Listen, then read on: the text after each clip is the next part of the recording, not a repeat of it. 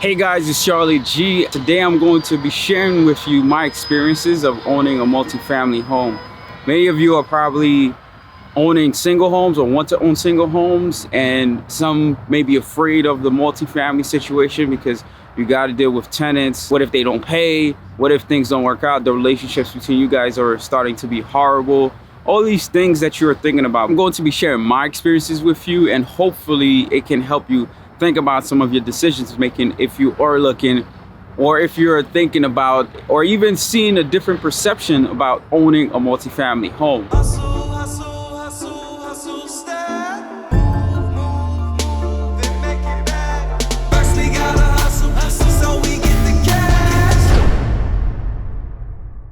So this is my first home. I pretty much didn't know anyone around here, so my family's in New York. However, I took a stab because it was the most affordable area that is closest to New York, where I didn't have to travel far to get to my family or the people that I knew. So I took a chance and I said, you know what, I'm going right over the waters. It's a unique situation because I do have to pay toll whenever I'm actually leaving, going to New York. So I get charged toll for that, but I'm not traveling every single day. It's just maybe once or twice a week. And it's cool. I just added it as another expense because I am kind of saving a lot of money by moving out here. My home is a 2-family.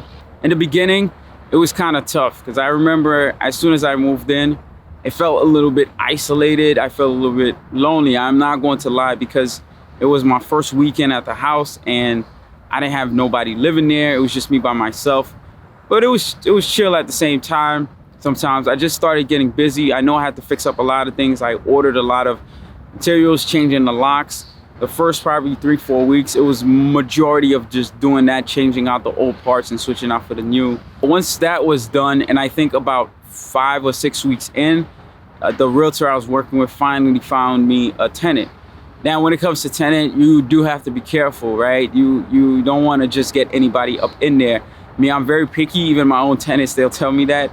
But it's a factor of you ensuring that you're not getting screwed down the line and there's good relationship building. If something does happen, it's more of, okay, I'm going to work to try to fix it in order to get you your money, or if I'm behind on rent, instead of, oh, I'm just not gonna pay. Because some people are blamed out, not gonna pay. Especially with the pandemic that happened. The realtor I work with, she told me herself that she got some people in, and within like the first month, they said they're not paying because they're allowed to not pay. And it's not that they don't owe the money, it's just that they don't have to pay because of this whole situation.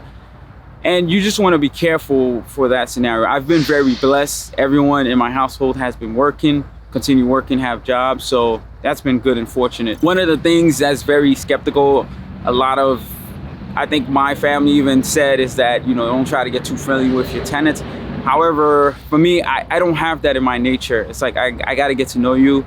I got to try to be some friend, have some type of friendship with you. But if you're pushing back against it, sure, that's fine. But I try to really get friendly with my tenants. We speak, we joke around, we talk. Like, it has to be a chill environment for me because I don't want to hate where I live and make you hate where you live as well. Like, I want it to be a very welcoming situation and environment. And the energy that you put out is what you receive. People that I've been able to attract are exactly those people. And I've been blessed and fortunate. They have that quality and they also pay. So it's pretty awesome, and I wouldn't have to go and try to fight them over anything. And if something does happen, they communicate with me very well, where it's like, okay, we're gonna be behind just by a couple of weeks or whatever the case is. And you as a landlord have to learn to understand that, because you are a human being, they are a human being, they shouldn't be treated as a machine. I remember living in Crown Heights, part of Brooklyn, which is very owned by a lot of Jewish landlords, and they treat you like robots pretty much. They'll come check out a space and treat you like a robot. And that's one of the things that really motivated me and pushed me to want to make a change, because you can't change people, you can't change mindsets sometimes, but if you're starting to act upon it, slowly you start influencing other people, and it's just going to spread like a virus. So that's why I think it's important that we bring that positivity as landlords to our tenants. And one thing I actually try to avoid is actually calling them tenants. I actually call them neighbors, because I feel like we're neighbors. We live right next to each other. It may be on top of each other, but we live right next to each other. And they're my folks, you know, and because I don't, when I hear tenants, is that robotic system of having a whole landlord and tenant relationship, which doesn't quite create that atmosphere for me. So that's why I avoid doing that, to keep that friendly environment going and that good communication going between me and them. It took me about 6 weeks to get the first one in, and then once I was able to get them in, we signed the lease. It was a done set. They actually moved in right away, and we had a great relationship building. They looked out for me in several instances, several situations, because I was away from work. I worked very far, like 60 miles away. It was hard for me to come home every day. I was staying in between at a family's house for the most time being, and I would come home during the weekends and fix up whatever I can. As a landlord, when you're purchasing a home, you don't really necessarily know everything that's wrong with the house. But when actual people are living there and they're sitting there, they're starting to find things that is not working, things that you probably missed. Like I had to fix window shoes that was just like, the window shoe is what makes the window stay up when you slide it at a certain position. When you bring it down, and it stays stuck there. And it's old windows, so I try to find the replacement part at a local store, at Lowe's, Home Depot. However, they didn't have it, so I had to order it online. And eventually I figured out exactly how to replace it. And the second time something similar happened, it was just like second nature for me to know exactly what to do. And it was a learning experience. YouTube has been my best friend. When it comes to YouTube, just like Googling and YouTubing everything that you can fix, you will definitely try to do that. And I did that a lot in the beginning to save a lot of money. Because the little things you can fix, such as a window, it would probably cost you $250 to get somebody out there just for the labor. It's not really worth it. And it costs me just time, but it's just maybe 1 or 2 hours. And then next time it happened, it's probably like 30 minutes because I know exactly what the issue was to fix it. So I did talk about that when it comes to balancing what do you spend on and what do you hire people in another video, so be sure to check that out. I replaced the toilet tank valve, so that's what controls how much water comes in and how much water drops through when someone actually flushes it. I learned it from YouTube, like how to drain the tank properly. Not the actual toilet bowl, you're not touching doo-doo water, it's just like regular water that's coming straight from the water line, so it never touches poop. But I've learned to replace all these things, and it's been a wonderful experience just to gain some knowledge on that. I've definitely had to caulk a lot of things. You gotta try to caulk things so that way little bugs don't seep through, water don't seep through different situations. There are so many things I actually haven't done. I've installed tiles and flooring, and actually my basement in a very small area. It took me forever to learn how to do that properly. However, I've learned about it. I know how it works. I never want to do it again. It's just not for me. I would rather hire somebody to paint too. When I was fixing up my space in the attic, a friend of mine, he's in industrial space fashion design, and he told me I should paint it white because it just brings good vibes. And it sure did. It makes you feel like you're in a fresh space. Like white, for some reason, no matter how messed up, like you see little cracks, they didn't properly finish a wall or even a door. If you paint it white, it just brings that freshness to it. So it definitely worked out for that positive vibe and energy that I was hoping to get. And it made it feel very comfortable, very homey. I can say I spent a lot of time trying to fix that with the painting.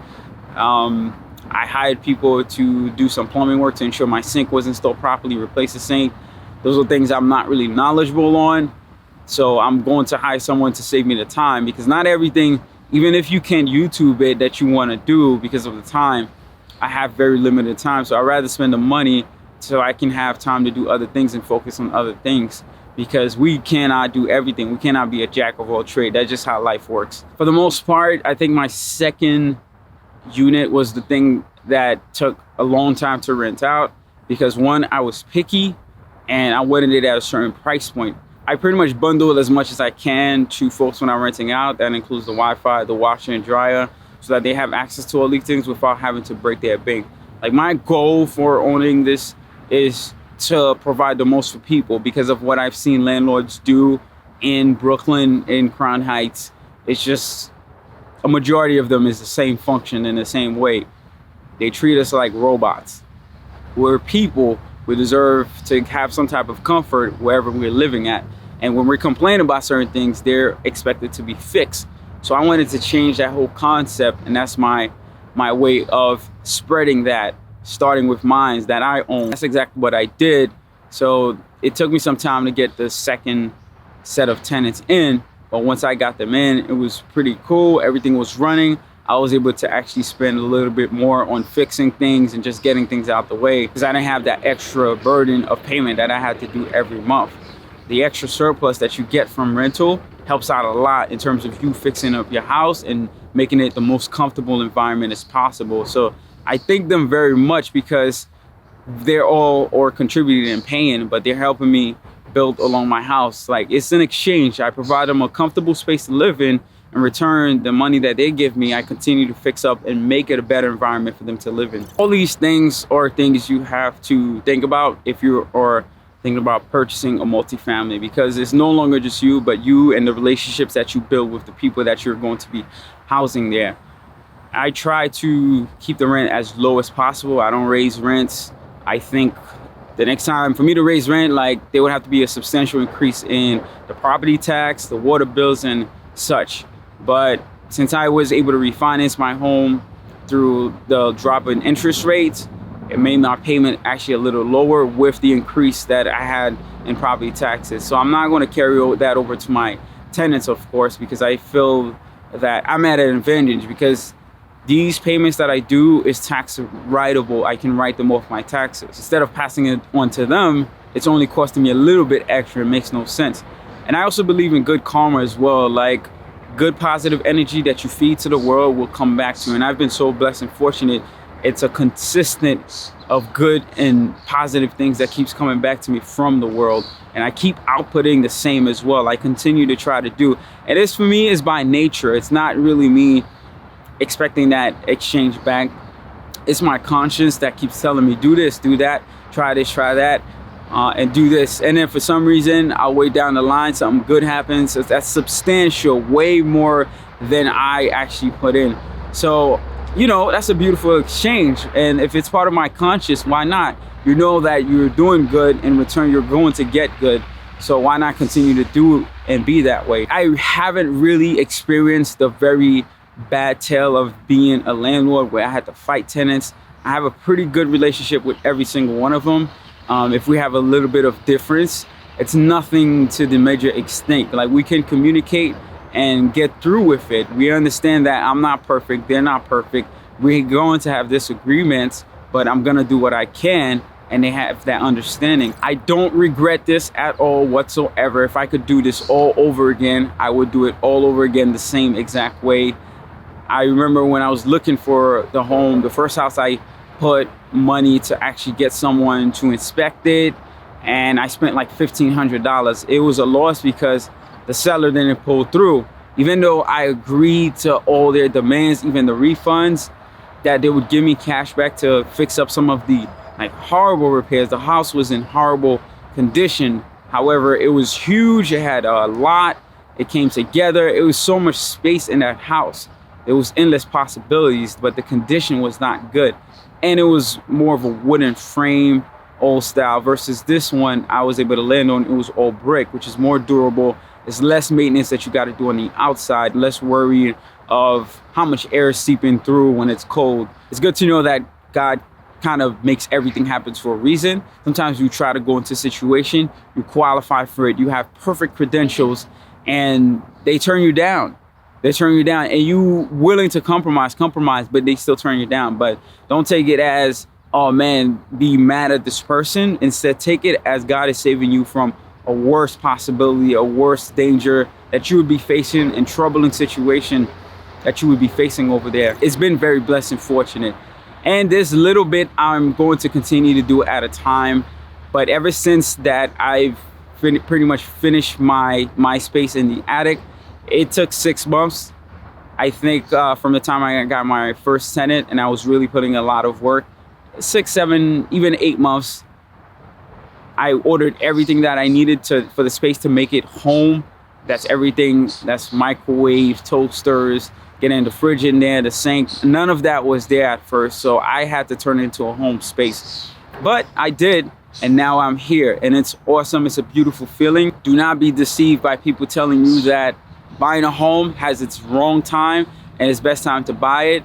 Sure, if you're talking about a short term, but in the long term, if I'm gonna be there for 30 years and you're telling me in the first 6 months I was able to make it comfortable and a majority of the things that the house needs to continue to run in order for it to work is all in motion and working properly, then 6 months is nothing compared to the 30 years. You know, that's just the first 6 months. You still have 29 and a half years of the home to enjoy, and that's exactly what it is for me. The first year, I spent the most money. I've done the most fixing, hired the most people to do X, Y, Z.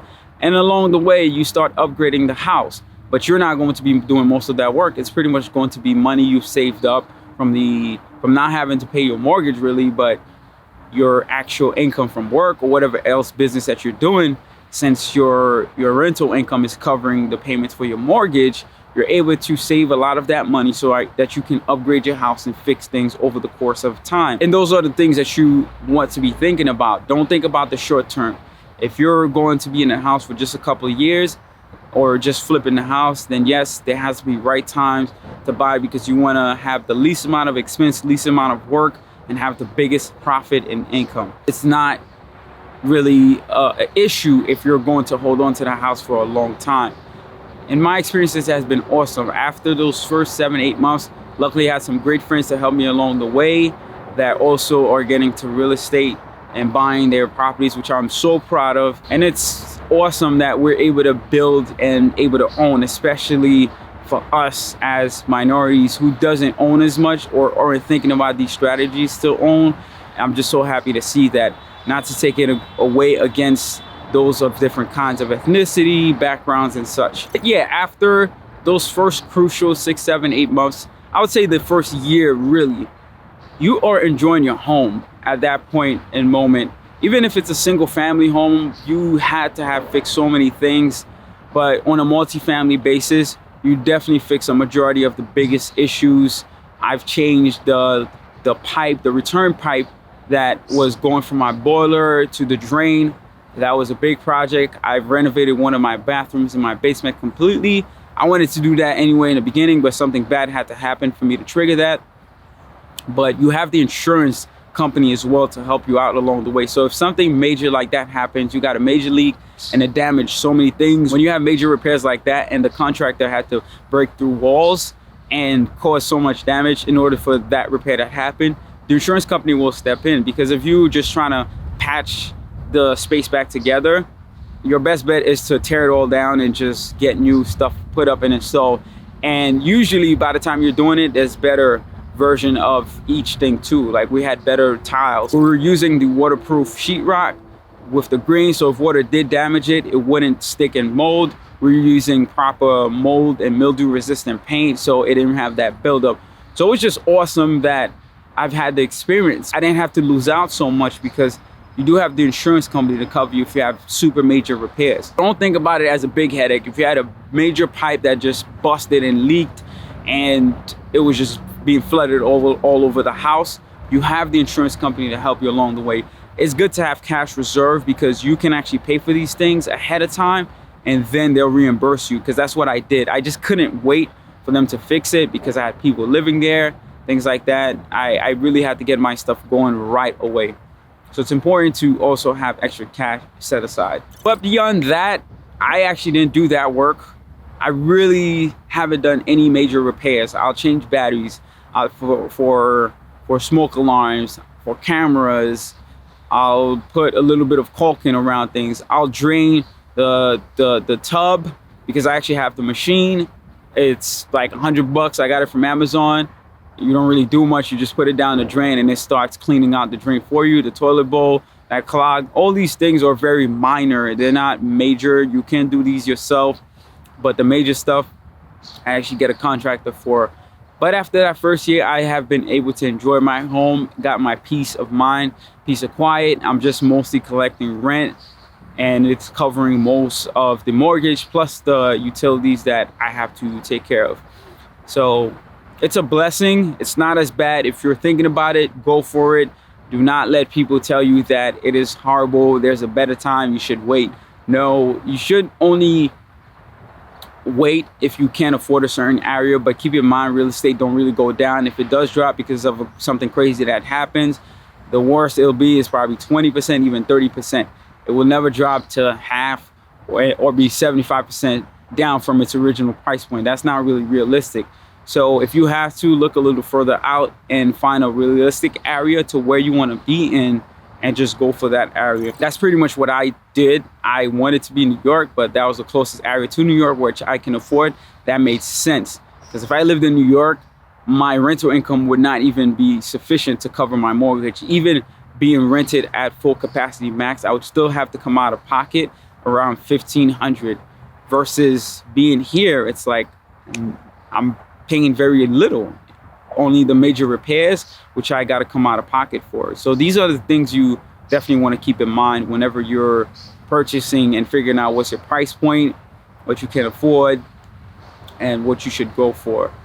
But owning a multifamily is great. It's not as big of a headache. I've shared my experience with you. I hope you took into it. Subscribe if you haven't done so already. I'd love to hear about your experiences, or if you're thinking about it, I would love to know the areas you're thinking about purchasing. I'm always looking for different places to even put my next funds in, not just out here in Jersey, but anywhere that's close by as well would work. I would love to hear about your experiences, no matter where you are. I'd love to hear about it, share it, and I really hope you continue to build yourself and find that content and peace of mind that you need. If you are owning a multifamily right now, I hope everything continues to work out for you and you stay blessed. So please subscribe if you haven't done so already. Drop a comment, let me know your thoughts. And until next time, peace.